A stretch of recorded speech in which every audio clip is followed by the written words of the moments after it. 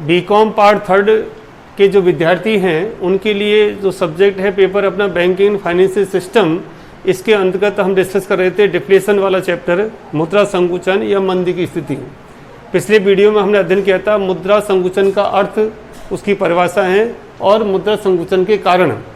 जैसा कि आपको बताया गया है कि जो डिफ्लेशन है वो अपोजिट ऑफ इन्फ्लेशन होता है, यानी कि मुद्रा प्रसार की जो विपरीत स्थिति है वो डिफ्लेशन की है। आज हम अध्ययन करेंगे इफेक्ट्स ऑफ डिफ्लेशन, यानी कि मुद्रा संकुचन के क्या प्रभाव पड़ते हैं। जो आपने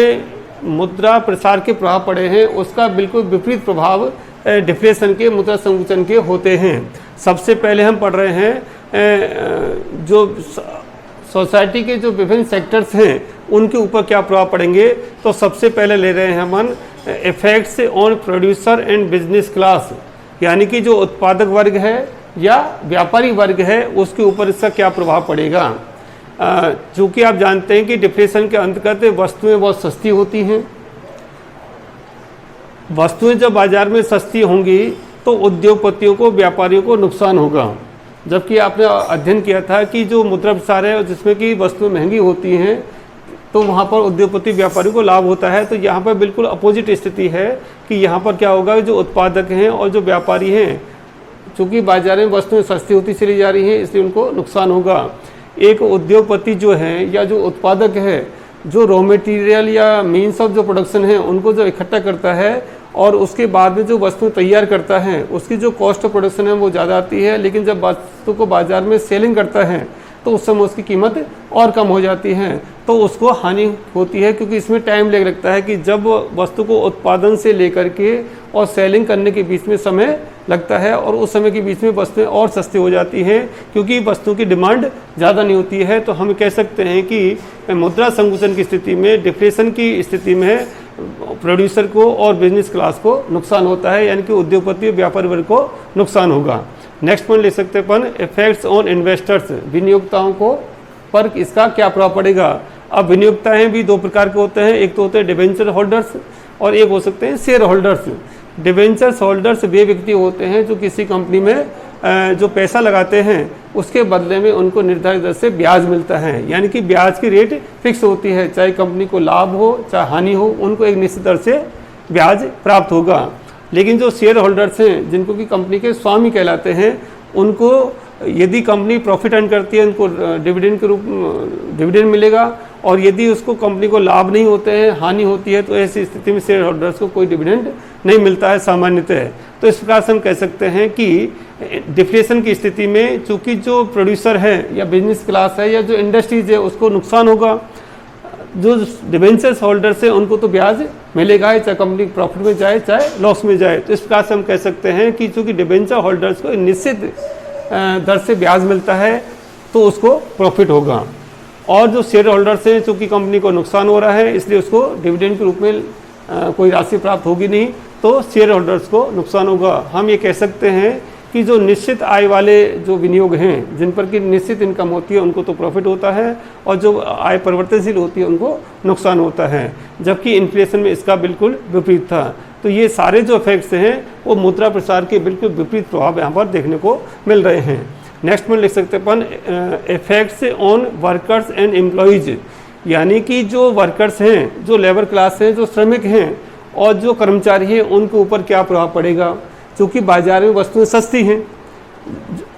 उनको निश्चित दर से वेतन मिल रहा है, तो शुरू में तो उनको प्रॉफिट होगा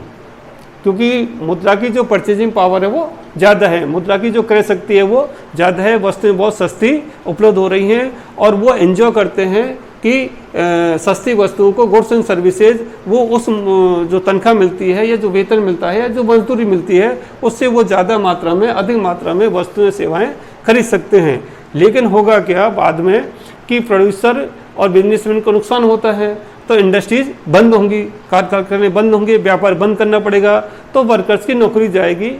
कर्मचारियों की छटनी होगी, लॉकआउट होगा, तो बेरोजगारी फैलेगी, तो आपकी जो इनकम होने वाली थी वो इनकम समाप्त हो जाएगी, क्योंकि आप बेरोजगार हो गए। तो लास्ट में जाकर के वस्तुएं भले कितनी सस्ती हो जाएं, जब आपके पास में इनकम होगी नहीं, जब आप बेरोजगार हो जाएंगे तो आप सस्ती वस्तु को भी खरीदने के लिए पैसा नहीं होगा। तो लास्ट में क्या होगा कि वर्कर्स एम्प्लॉयज़ को भी नुकसान होगा। डिप्रेशन के अंतर्गत चूँकि वस्तुएं बहुत सस्ती हैं, प्रारंभ में तो प्रॉफिट हो सकता है, लेकिन जब उद्योगपति व्यापारियों को नुकसान होगा, जब कल कारखाने बंद हो जाएंगे, जब आप बेरोजगार हो जाएंगे, जब आपके पास नौकरी नहीं रहेगी, काम का कोई तनख्वाह नहीं मिलेगी, कोई मजदूरी नहीं मिलेगी, चाहे वस्तुएं भले ही सस्ती हों, तो आपको नुकसान होगा। नेक्स्ट पॉइंट लेते हैं अपन, effects on debtors and creditors. ऋणी और ऋणदाता वर्ग पर इसका क्या प्रभाव पड़ता है। ऋणी वे व्यक्ति होते हैं जिन्होंने ऋण ले रखा है। अब जिन व्यक्तियों ने ऋण आज लिया है और ऋण का भुगतान वो बाद में करेंगे, तो ऐसी स्थिति में क्या होगा कि जो ऋणी व्यक्ति हैं उनको शुरू में लॉस हो सकता है और जो क्रेडिटर्स हैं उनको प्रॉफिट होगा। तो यानी कि ऋणी और ऋणदाता जो कि, क्योंकि मुद्रा की जो परचेजिंग पावर है वो इसमें बढ़ती है मुद्रा संकुचन में, क्योंकि मंदी की स्थिति है, वस्तुएं बहुत सस्ती होती हैं और मुद्रा की जो क्रय शक्ति है वो इसमें बढ़ जाती हैं। नेक्स्ट पॉइंट ले सकते हैं अपन, इफेक्ट्स ऑन कंज्यूमर्स। जो उपभोक्ता वर्ग है उसके ऊपर क्या प्रभाव पड़ेगा। शुरू में तो उपभोक्ताओं को बड़े वस्तुएं सस्ती मिलती हैं, उनको बहुत अच्छा लगता है, लेकिन चूँकि जो उपभोक्ता हैं वो उद्योगपति भी हो सकता है, व्यापारी भी हो सकता है, कर्मचारी भी हो सकता है, सामान्य जनता भी हो सकती है। तो शुरू में जो सामान्य जनता है, जो उपभोक्ता वर्ग है, उसको प्रॉफिट होगा क्योंकि वस्तुएं सस्ती हैं। लेकिन एक निश्चित अवधि के बाद में जब उनको बेरोजगारी फैलेगी, उनके पास में पैसा ही नहीं होगा, उनके पास में इफेक्टिव डिमांड नहीं होगी, तो बाद में क्या होगा, सामान्य जनता को लॉस होगा, उपभोक्ताओं को भी लॉस होगा। चारों तरफ निराशा का वातावरण हो जाएगी, क्योंकि डिप्रेशन जो है मुद्रा बाजार से ज़्यादा खतरनाक है, ज़्यादा नुकसान होते हैं। भले ही वस्तुएं सस्ती होती हैं, लेकिन सस्ती वस्तु खरीदने के लिए भी पैसा नहीं होता हाथ में, क्योंकि बेरोजगारी फैल जाती है, उद्योग धंधे नष्ट बंद हो जाते हैं, कल कारखाने बंद हो जाते हैं। नेक्स्ट पॉइंट ले सकते अपन, इंक्रीज इन अनएम्प्लॉयमेंट, बेरोजगारी में वृद्धि। जैसा कि आपको पूर्व बताया गया है कि डिप्लेशन के कारण से उद्योगपतियों को, व्यापारियों को नुकसान होगा,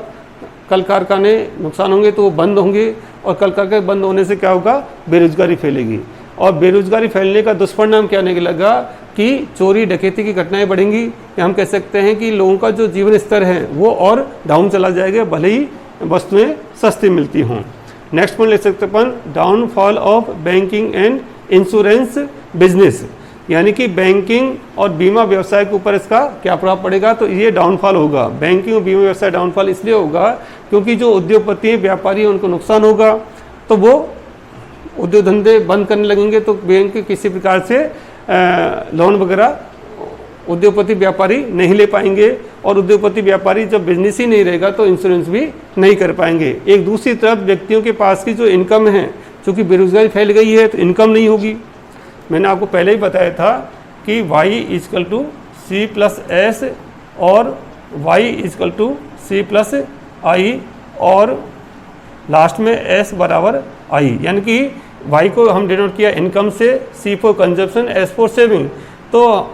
केन्स ने कहा था कि व्यक्ति की जो इनकम है वो कंजप्शन पर खर्च करेगा और बच गई तो सेविंग करेगा, अथवा ये जो इनकम है कंजप्शन करेगा और सेविंग नहीं तो इन्वेस्टमेंट करेगा, और सेविंग इन्वेस्टमेंट लास्ट में बराबर होते हैं। क्योंकि डिप्रेशन के अंतर्गत बेरोजगारी होगी, आपके पास में इनकम नहीं होगी, और वस्तुएं भले ही सस्ती जो इनकम ही नहीं होगी तो आपके पास सेविंग भी नहीं हो पाएगी। तो इस प्रकार से हम कह सकते हैं कि जब सेविंग नहीं होगी तो लोग बैंक को पैसा जमा भी नहीं करा पाएंगे, उद्योगपति भी बैंक से पैसा उधार लेंगे नहीं, तो बैंकों का जो व्यवसाय है वो ख़त्म हो जाएगा, बैंकें धीरे धीरे बंद शुरू हो जाएंगी, और कोई व्यक्ति, उद्योगपति, व्यापारी भी इंश्योरेंस नहीं करवाएगा, क्योंकि उनको उद्योग धंधों में, व्यापार में नुकसान चल रहा है, हानि हो रही है। इस कारण से नट सेल में कह सकते हैं कि बैंकिंग और इंश्योरेंस का जो बिजनेस है उसके ऊपर इसका विपरीत प्रभाव पड़ेगा। नेक्स्ट पॉइंट हम डिस्कस कर सकते हैं, promotion of exports and reduction in imports, यानी कि जो एक्सपोर्ट्स हैं, निर्यात हैं, वो बढ़ेंगे क्योंकि वस्तुएं सस्ती हैं और हम जानते हैं कि भारत में यदि वस्तु सस्ती होंगी तो विदेशों में उसका एक्सपोर्ट हो जाएगा, इंपोर्ट कम होंगे, क्योंकि जब भारत में की बनी वस्तु सस्ती है तो विदेशों की जो वस्तु महंगी आएंगी उनको व्यक्ति इंपोर्ट नहीं करेंगे। तो इस प्रकार से हम कह सकते हैं कि देश में निर्यातों में बढ़ोतरी होगी और आयातों में कमी होगी, और इसका परिणाम ये निकलेगा कि भारत का जो व्यापार शेष है, बैलेंस ऑफ ट्रेड है, वो पक्ष में हो जाएगा, क्योंकि export is greater than import, निर्यात आयातों से अधिक हो जाएंगे, क्योंकि निर्यातों में वृद्धि होगी, क्योंकि वस्तुएं बहुत सस्ती हैं तो अधिक मात्रा में हम वस्तुओं को एक्सपोर्ट कर सकते हैं। और चूंकि भारत में ही वस्तु सस्ती है तो विदेशों से जो महंगी वस्तु उनको कोई आयात करेगा नहीं, तो हमारे क्या होगा, एक्सपोर्ट बढ़ेंगे, export is greater than import, यानी कि निर्यात ज़्यादा हो जाएंगे, आयात कम होंगे, तो हमारे व्यापार से क्या हो जाएगा, बैलेंस ऑफ ट्रेड हमारे अनुकूल हो जाएगा, फेवरेबल हो जाएगा, और इससे हमें विदेशी मुद्रा की भी प्राप्ति होगी। तो ये एक अच्छा प्रभाव हम देखने को मिल सकता है। नेक्स्ट पॉइंट ले सकते हैं मॉरल एंड सोशल इफेक्ट्स, नैतिक एवं सामाजिक इसके क्या प्रभाव पड़ेंगे। तो हम ये कह सकते हैं कि देश में बेरोजगारी फैलेगी, उद्योग धंधों को नुकसान होगा, और सामान्य जनता अनैतिक कार्यों को बढ़ावा मिलेगा, चोरी डकैती लूटपाट या और दूसरे जो अनैतिक कार्य हैं उनको बढ़ावा मिलता है। समाज के अंतर्गत भी जो बुराइयां हैं वो पनपती हैं, और हमें कह सकते हैं कि मुद्रा प्रसार में भी अनैतिक कार्यों को बढ़ावा मिलता है, तो डिफ्लेशन में भी अनैतिक कार्यों को बढ़ावा मिलता है। तो मॉरल और सोशल इफेक्ट हम मेंशन कर सकते हैं कि चूंकि देश में उद्योग धंधे नष्ट हो गए हैं, यानी उनको नुकसान हो रहा है, बिजनेसमैन को भी नुकसान हो रहा है, बेरोजगारी फैल रही है, सभी सामान्य जनता परेशान हो जाती है, तो चोरी डकैती की घटनाएं इत्यादि ज़्यादा देखने को मिलती हैं, समाज में बुराई ज़्यादा पनपती है, अनैतिक कार्यों को बढ़ावा ज़्यादा मिलता है। नेक्स्ट पॉइंट ले सकते हैं अपन आज पॉलिटिकल इफेक्ट्स, राजनीतिक इसके क्या प्रभाव पड़ेंगे। चूँकि हम जानते हैं कि उद्योग समाज में जो अनैतिक कार्यों को बढ़ावा मिलता है, यानी कि जब उद्योगपति व्यापारी को भी नुकसान होगा, सोशल इफेक्ट्स के इसके बुरे प्रभाव पड़ रहे हैं, तो राजनीतिक अस्थिरता की संभावना ज़्यादा आती है, लोगों में क्या होगा, अनरेस्ट होगा, क्योंकि जब बेरोजगारी ज़्यादा फैलेगी तो जो युवा व्यक्ति हैं, जो काम करने के योग्य व्यक्ति हैं, उनको जब रोजगार नहीं मिलेगा तो हम कह सकते हैं कि खाली दिमाग शैतान का घर होता है, तो निश्चित रूप से वो हड़ताल करेंगे या तोड़फोड़ करेंगे या देश में धरना प्रदर्शन की स्थिति आएगी, यानी कि जो बेरोजगार व्यक्ति हैं वो निश्चित रूप से इससे स्थिति आएगी और सत्ता परिवर्तन की संभावना भी होगी। 1929-30 में भी विश्वव्यापी आर्थिक मंदी आई थी, उस समय भी इस प्रकार की पूरे विश्व की अर्थव्यवस्था के ऊपर प्रभाव पड़ते। पिछले कुछ सालों पहले भी विश्वव्यापी आर्थिक मंदी आई थी, जहां पर अमेरिका जैसे शक्तिशाली राष्ट्र में भी सैकड़ों बैंक फेल हो गए थे, लेकिन भारत में उसका इतना असर नहीं पड़ा जितना कि अमेरिका या दूसरे राष्ट्रों उसका प्रभाव पड़ा था। तो हम ये कह सकते हैं कि जो डिफ्लेशन है, मुद्रा संकुचन की स्थिति है या जो मंदी की स्थिति है, उसका समाज के विभिन्न वर्गों पर प्रभाव पड़ता है। अधिकांश जो प्रभाव है वो नेगेटिव ही पड़ते हैं, और हमें कह सकते हैं कि मुद्रा प्रसार और मुद्रा संकुचन यानी कि इन्फ्लेशन और डिफ्लेशन, इन दोनों का ही समाज के विभिन्न वर्गों पर प्रभाव पड़ता है, यानी कि इन्फ्लेशन का जो प्रभाव पड़ता है वो डिफ्लेशन का उसका बिल्कुल विपरीत प्रभाव पड़ेगा। तो इस प्रकार से हम कह सकते हैं कि जो मुद्रा संकुचन है वो समाज के विभिन्न वर्गों पर क्या प्रभाव डालता है। आज के वीडियो में हम इतना ही पढ़ेंगे। धन्यवाद।